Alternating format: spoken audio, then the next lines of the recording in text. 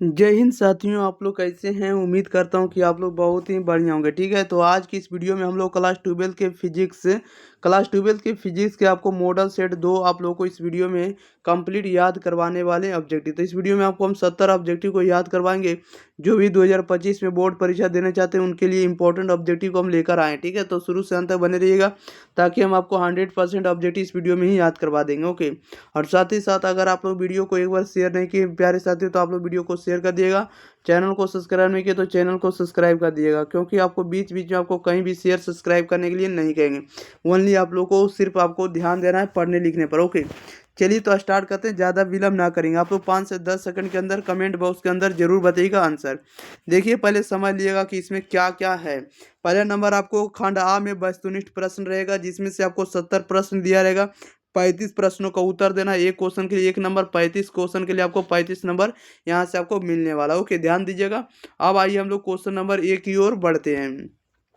Question number 1 में क्या कह रहा है कि वैद्युत द्विध्रुव आघूर्ण एक सदिश होता है जिसकी दिशा क्या होती है, बताइएगा। कह रहा है कि वैद्युत द्विध्रुव आघूर्ण एक सदिश होता है जिसकी दिशा क्या होती है। तो जिसकी दिशा जो होती है आपको क्या होती है, तो ऋण से धन की ओर होती है। क्या होती है, ऋण से धन आवेश की ओर होती है। ऋण आवेश से धन आवेश की होती है। राइट आंसर डी हो जाएगा। 2 में कह रहा है कि वैद्युत क्षेत्र की तीव्रता का मात्रक होता है। वैद्युत क्षेत्र की तीव्रता का मात्रक होता है न्यूटन प्रति कूलम होता है। 3 में कह रहा है एक कूलम आवेश में इलेक्ट्रॉनों की संख्या है। एक कूलम आवेश में इलेक्ट्रॉनों की संख्या होता है 6.25 × 10⁻18 होता है। क्वेश्चन नंबर देखिएगा 4 नंबर में। 4 नंबर में देखिए क्या कह रहा है। चलिए, 4 नंबर आप लोगों के बीच आ गया प्रश्न। कह रहा है किसी विद्युत रोधी माध्यम का परावैद्युतांक हो सकता है। किसी विद्युत रोधी माध्यम का परावैद्युतांक हो सकता है। क्या हो सकता है, तो 6.0 हो सकता है। राइट आंसर डी हो जाएगा। 5 में कह रहा है कि एक वैद्युत क्षेत्र विक्षेपित कर सकता है। एक वैद्युत क्षेत्र विक्षेपित कर सकता है तो अल्फा कण को। राइट आंसर आपका सी हो जाएगा। क्वेश्चन नंबर 6 में कह रहा है एक बिंदु आवेश Q को ई परिणाम वाले विद्युत क्षेत्र में रखा गया है, तो आवेश द्वारा महसूस किया जाने वाला बल क्या होगा। तो आवेश द्वारा महसूस किया जाने बल वाला बल का मान आपको क्यू ई होगा। क्या होगा, क्यू ई होगा। राइट आंसर ये हो जाएगा। क्वेश्चन नंबर देखिएगा 7 नंबर की ओर। 7 नंबर में कह रहा है कि यल भुजा की एक घन के केंद्र को बिंदु पर एक आवेश प्लस क्यू रखा है। घन के एक तल से निर्गत वैद्युत फ्लक्स का मान क्या होगा। कह रहा है कि घन के एक तल से निर्गत वैद्युत फ्लक्स का मान क्या होगा, तो Q/6 एप्सिलॉन नॉट होगा। राइट आंसर आपका बी हो जाएगा। क्वेश्चन नंबर 8 में कह रहे एक गोलीय चालक की धारिता 1.0 माइक्रोफैराड है। उसकी त्रिज्या का मान क्या होगा, तो उसकी त्रिज्या का मान होगा 9 किलोमीटर होगा। राइट आंसर सी हो जाएगा। क्वेश्चन नंबर देखिएगा 9 नंबर की ओर। 9 नंबर में कह रहा है किसी संधारित्र की धारिता निर्भर नहीं करती है। किसी संधारित्र की धारिता निर्भर नहीं करती, तब प्लेटों के आवेश पर। राइट आंसर सी हो जाएगा। 10 में कह रहा है समान धारिता वाले 3 संधारित्रों को पहले समानांतर तथा बाद में श्रेणी क्रम में जोड़ा जाता है। दोनों दशाओं में तुल्य धारिता का अनुपात क्या होगा। दोनों दशाओं में तुल्य धारिता का अनुपात क्या होगा, तो 9:1 होगा। 11 में कह रहा है कि बोल्ट मीटर मात्रक होता है। बोल्ट मीटर जो होता है किसका मात्रक होता है, तो यह होता है आपको विद्युत क्षेत्र का। राइट आंसर सी हो जाएगा। नेक्स्ट क्वेश्चन लेते हैं प्यारे भाइयों, क्वेश्चन नंबर 12 नंबर की ओर। 12 में कह रहा है कि विशिष्ट प्रतिरोध का यह सही मात्रक है। विशिष्ट प्रतिरोध का मात्रक ओम मीटर होता है। राइट आंसर डी हो जाएगा। 13 में कह रहा है परम शून्य ताप पर सिलिकॉन का कोई क्रिस्टल व्यवहार करता है, बताइएगा। परम शून्य ताप पर सिलिकॉन का कोई क्रिस्टल व्यवहार करता है। कोई क्रिस्टल व्यवहार करता है पूर्ण कुचाला की तरह। राइट आंसर आपका डी। राइट आंसर आपका बी हो जाएगा, पूर्ण कुचाला की तरह। क्वेश्चन नंबर देखिए 14 नंबर की ओर। 14 नंबर में कह रहा है निम्नलिखित में कौन सा प्रतिरोध को व्यक्त करता है। निम्नलिखित में कौन सा प्रतिरोध को व्यक्त करता है, तो आपको ई इंटू एल बाई ए के। राइट आंसर ये हो जाएगा। 15 में कह रहा है जब ताप में वृद्धि होती है तो किसी चालक का प्रतिरोध क्या होता है। जब ताप में वृद्धि होती है तो किसी चालक का प्रतिरोध क्या होता है, तो बढ़ता है। राइट आंसर ये हो जाएगा। 16 नंबर में कह रहा है विद्युत परिपथ की शक्ति होती है। विद्युत परिपथ की शक्ति क्या होती है, राइट आंसर बताइएगा। तो विद्युत परिपथ की शक्ति होती है V²/R होता है। राइट आंसर आपका सी हो जाएगा। नेक्स्ट क्वेश्चन ले लेते हैं। क्वेश्चन नंबर देखिएगा अगले नंबर की ओर। चलिए 17 नंबर आप लोगों के बीच प्रश्न है। 17 नंबर में कह रहा है कि एक इलेक्ट्रॉन वोल्ट क्या है, तो एक इलेक्ट्रॉन वोल्ट तुल्य होता है। इसका राइट आंसर आप लोग बताइएगा क्या हो जाएगा। चलिए ठीक है, कह रहा है कि एक इलेक्ट्रॉन वोल्ट जो होता है समतुल्य होता है। एक इलेक्ट्रॉन वोल्ट समतुल्य होता है तो 1.6 गुने 10⁻19 जूल के। 18 में कह रहा है विद्युतीय, कह रहा है विद्युतीय परिपथ के किसी बिंदु पर सभी धाराओं का बीजगणितीय योग क्या होता है। राइट आंसर बताइएगा। विद्युतीय परिपथ के किसी बिंदु पर सभी धाराओं का बीजगणितीय योग का मान क्या होता है, तो शून्य होता है। राइट आंसर आपका सी हो जाएगा। नेक्स्ट क्वेश्चन ले लेते हैं। क्वेश्चन नंबर 19 में कह रहा है कि गतिशील आवेश उत्पन्न करता है। गतिशील आवेश क्या उत्पन्न करता है, तो विद्युत एवं चुंबकीय क्षेत्र दोनों को उत्पन्न करता है। राइट आंसर आपका सी हो जाएगा। क्वेश्चन नंबर देखिएगा आप लोग सीधे 20 नंबर की ओर। 20 नंबर में देखिए क्या कर रहा है। 20 नंबर में कह रहा है रूट अंडर म्यू नोट बटा एप्सिलॉन नोट का मात्रक होता है। रूट अंडर म्यू नोट बटा एप्सिलॉन नोट का मात्रक क्या होता है, तो इसका मात्रक होता है न्यूटन बटा कूलम होता है, न्यूटन प्रति कूलम। 21 में कह रहा है एक ही दिशा में जाती हुई दो समानांतर इलेक्ट्रॉन किरण पुंज क्या होगी। तो देखिएगा इसका राइट आंसर क्या हो जाएगा, आप लोग बताइएगा। एक ही दिशा में जाती हुई दो समानांतर इलेक्ट्रॉन किरण पुंज एक दूसरे को आकर्षित करेगी। राइट आंसर आपका क्या हो जाएगा, सी हो जाएगा। क्वेश्चन नंबर 22 नंबर की ओर। 22 नंबर में देखिए क्या कर रहा है। 22 में कर रहा है निम्नलिखित में कौन सा कथन सत्य है। निम्नलिखित में कौन सा कथन सत्य है, तो टाउ बराबर होता है एम डॉट बी होता है। क्या होता है, एम डॉट बी, ये भी सत्य होता है। और चलिए सुनिएगा, हाँ ठीक है। देखिए एक बात सुनिए, हाँ टाउ बराबर होता है एम क्रॉस बी होता है। क्या होता है, टाउ बराबर एम क्रॉस बी भी होता है और एम क्रॉस डॉट। चलिए आपको ये नहीं याद रखना, आपको एम क्रॉस बी वाला ही याद रखना है। नेक्स्ट क्वेश्चन ले लेते हैं। क्वेश्चन नंबर देखिएगा 23 नंबर की ओर। 23 नंबर में कह रहा है कि पृथ्वी के चुंबकीय क्षेत्र का ऊर्ध्वाधर घटक का मान क्या होता है, बताइएगा। पृथ्वी के चुंबकीय क्षेत्र का ऊर्ध्वाधर घटक का मान जो होता है शून्य होता है। ये किस पर शून्य होता है, तो ये शून्य होता है आपको भौगोलिक ध्रुवों पर। राइट आंसर आपका बी हो जाएगा। 24 में कह रहा है विद्युत चुंबक बनाने के सबसे उच्च धातु क्या होता है। विद्युत चुंबक बनाने के सबसे उच्च धातु का मान क्या होता है, तो नरम लोहा लेते हैं। 25 में कह रहा है कि अनुचुंबकीय पदार्थों की चुंबकशीलता का मान क्या होता है। अनुचुंबकीय पदार्थों की चुंबकशीलता का मान क्या होता है, तो 1 से अधिक होता है। क्वेश्चन नंबर 24 में कह रहा उदासीन बिंदुओं पर जो होता है बी बराबर में 0 होता है। नेक्स्ट क्वेश्चन लेते हैं। क्वेश्चन नंबर देखिए 27 नंबर में। 27 नंबर में कह रहा लेंज का नियम किस भौतिक राशि के संरक्षण पर आधारित है, बताइएगा। लेंज का नियम किस भौतिक राशि के संरक्षण पर आधारित है, तो यह आधारित होता है आपको ऊर्जा के। 28 में कह रहा है कि प्रेरकत्व का मात्रक है, तो प्रेरकत्व का मात्रक होता है ओम सेकेंड होता है। क्वेश्चन नंबर 29 नंबर की ओर। 29 नंबर में करा है कि यल बटा आर की बीमा निम्नलिखित में किसकी बीमा के समान है। यल बटा आर की बीमा निम्नलिखित में किसकी बीमा के समान है, तो राइट आंसर आपका सी हो जाएगा, रूट अंडर एल सी के। 30 में करा है किसी प्रतिवर्ती धारा का शिखर मान आई नोट बराबर 5√2 एम्पियर है, तो धारा का वर्ग माध्य मूल मान का मान क्या होगा, आई आर एम एस का मान क्या होगा। तो 30 का सही जवाब हो जाएगा आपका ये हो जाएगा 5 एम्पियर हो जाएगा। अगला क्वेश्चन नंबर देखिए 30 नंबर की ओर। 30 नंबर में कह रहा है कि एक प्रतिवर्ती धारा परिपथ में 8 ओम का प्रतिरोध तथा 6 ओम का प्रेरकत्व श्रेणी में लगे हैं, परिपथ की प्रतिबाधा क्या होगी, बताइएगा।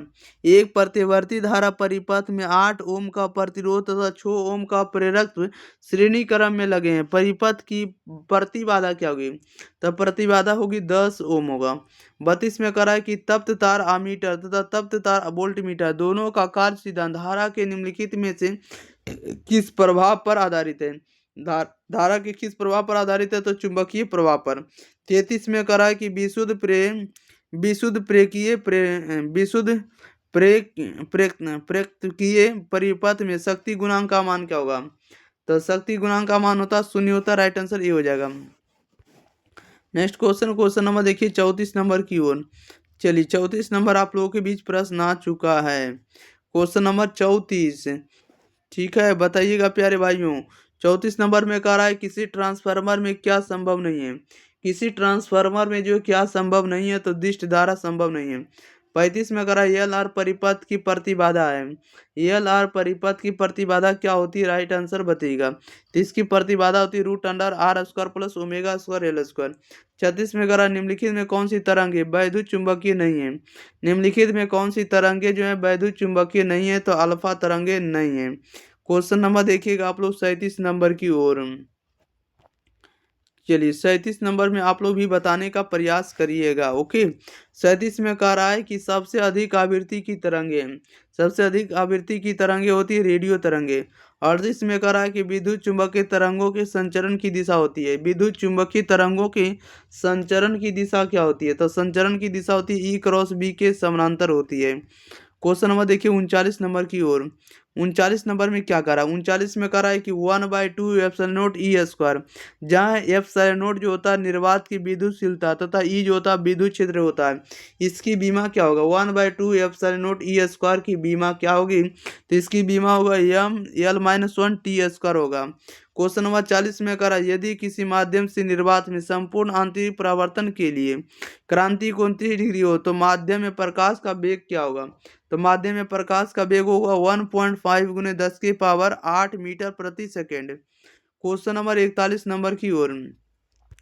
41 नंबर में करा +3 डायोप्टर +3D एवं -2D क्षमता के दो लेंसों को मिलाकर एक संयुक्त लेंस बनाया गया। तो संयुक्त लेंस की फोकस दूरी क्या है, तो संयुक्त लेंस की फोकस दूरी का मान क्या होगा, 1 मीटर होगा। 42 में करा खगोलीय दूरदर्शी में अंतिम प्रतिबिंब होता है। खगोलीय दूरदर्शी में अंतिम प्रतिबिंब क्या होता है, काल्पनिक एवं उल्टा होता है। नेक्स्ट क्वेश्चन ले लेते हैं। क्वेश्चन नंबर देखिएगा आप लोग 43 नंबर की ओर। 43 नंबर में देखिए क्या करा है।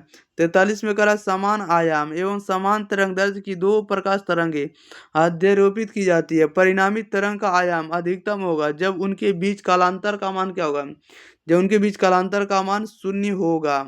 44 में करा कौन सी घटना प्रकाश तरंगों की अनुप्रस्थ प्रकृति की पुष्टि करती है, अनुप्रस्थ प्रकाश की तरंगों की पुष्टि करती है, तो ध्रुवन करती है। राइट आंसर आपका सी हो जाएगा। 45 में करा ध्रुवित प्रकाश के कंपन तल तथा ध्रुवन तल के बीच का कोण का मान क्या होगा, बताइएगा। करा ध्रुवित प्रकाश के कंपन तल तथा ध्रुवन तल के बीच का कोण का मान क्या होगा। 45 का सही जवाब क्या हो जाएगा, 45 का राइट आंसर आपका सी हो जाएगा, 90 डिग्री होगा। क्या होगा, 90 डिग्री होगा। अगले लेते हैं क्वेश्चन नंबर 46 नंबर की ओर। 46 नंबर में देखिए क्या कह रहा है कि प्रकाश वैद्युत उत्सर्जन की घटना में आपतित प्रकाश की तीव्रता बढ़ने पर प्रकाश वैद्युत धारा क्या होती है, तो बढ़ती है। क्वेश्चन नंबर 47 में करा निम्नलिखित में किसका निरोध विद्युत विभव सबसे कम होता है। निम्नलिखित में किसका निरोध विद्युत विभव सबसे कम होता है, तो सबसे कम किसका होता है, लाल प्रकाश का होता है। नेक्स्ट क्वेश्चन लेते हैं क्वेश्चन नंबर 48 नंबर की ओर। 48 नंबर में कह रहा है कि द्रव्य तरंगों का तरंगदैर्घ्य होता है। द्रव्य तरंगों का तरंगदैर्घ्य क्या होता है, λ/h/p होता है। 49 में कह रहा है हाइड्रोजन परमाणु के भूतल ऊर्जा स्तर में इलेक्ट्रॉन का कोणीय वेग क्या होता है। इलेक्ट्रॉन का कोणीय संवेग का मान क्या होगा, तो h/2π होगा। राइट आंसर आपका बी हो जाएगा। क्वेश्चन नंबर देखिएगा आप लोग 50 नंबर की ओर। 50 नंबर में कह रहा है कि हाइड्रोजन स्पेक्ट्रम की लाइमन श्रेणी पड़ती है। हाइड्रोजन स्पेक्ट्रम की लाइमन श्रेणी पड़ती है, तो लाइमन श्रेणी पड़ती है आपको परावैंगनिक क्षेत्र में। 51 में कह रहा है कि अल्फा कण का आवेश प्रोटॉन के आवेश का कितना गुना होगा, तो कितना गुना होगा, तो आप लोग बताइएगा इसका राइट आंसर क्या आ जाएगा, तो यह होगा आपको 2 गुना हो जाएगा। क्वेश्चन नंबर 52 में कह रहा है कि एक एएमयू का मतलब होता है atomic mass unit, A for atomic, M for mass, U for unit.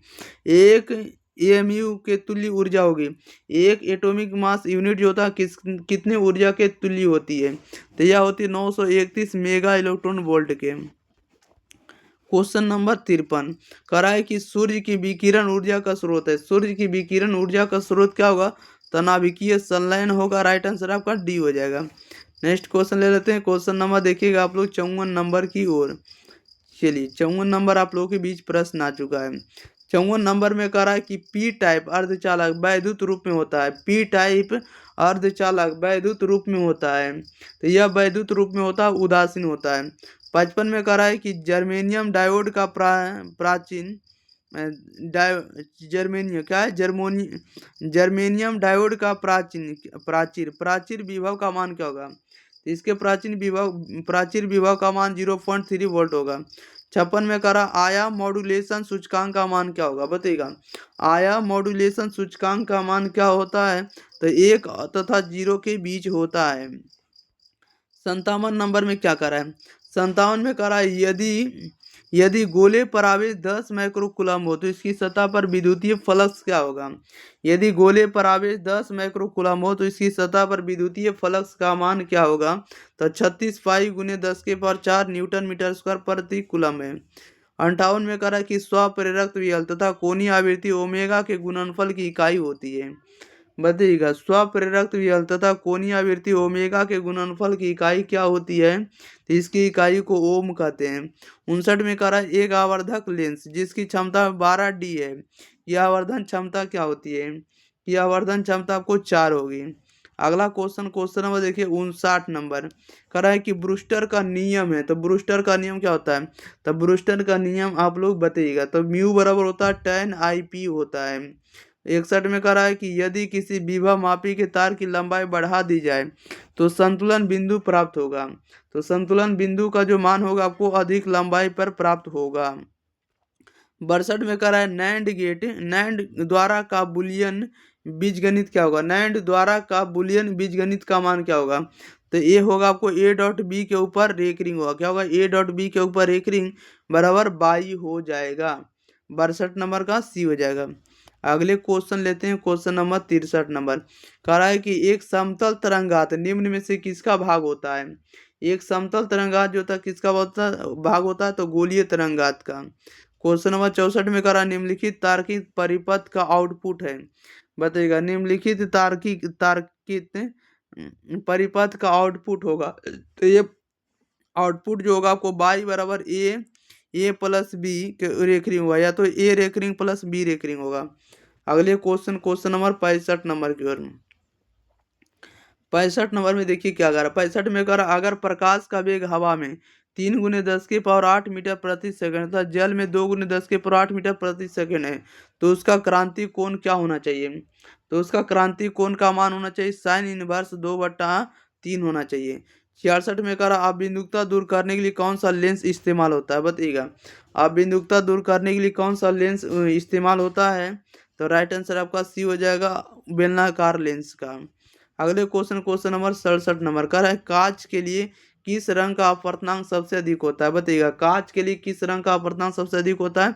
तो बैगनी रंग के लिए। 68 में करा व्यक्तिकरण प्रिज्मों की चौड़ाई होती है। व्यक्तिकरण प्रिज्मों की चौड़ाई होती है तो तरंगदैर्ध्य के समानुपाती होती है। क्वेश्चन नंबर 69 में करा यदि विद्युत क्षेत्र तथा अनुगमन वेग क्रमशः ई तथा VD है, यानी विद्युत क्षेत्र ई और अनुगमन वेग VD है तो संचालकता का मान क्या होगा? तो संचालकता का मान आपको क्या होगा? तो VD/E होगा। क्वेश्चन नंबर 70 में कह रहा है किसी LCR परिपथ में ऊर्जा का क्षय क्या होता है? किसी LCR परिपथ में ऊर्जा का क्षय क्या होगा? तब प्रतिरोध में होगा। क्या होगा? प्रतिरोध में। राइट आंसर ए हो जाएगा। चलिए, तो इस वीडियो में जितना भी ऑब्जेक्टिव याद करवाएं आपको याद हो गया होगा तो वीडियो को आप लोग शेयर कर दिएगा। अगर चैनल को आप लोग सब्सक्राइब नहीं किए तो चैनल को प्यारे साथियों सब्सक्राइब जरूर कर लीजिएगा, ठीक है।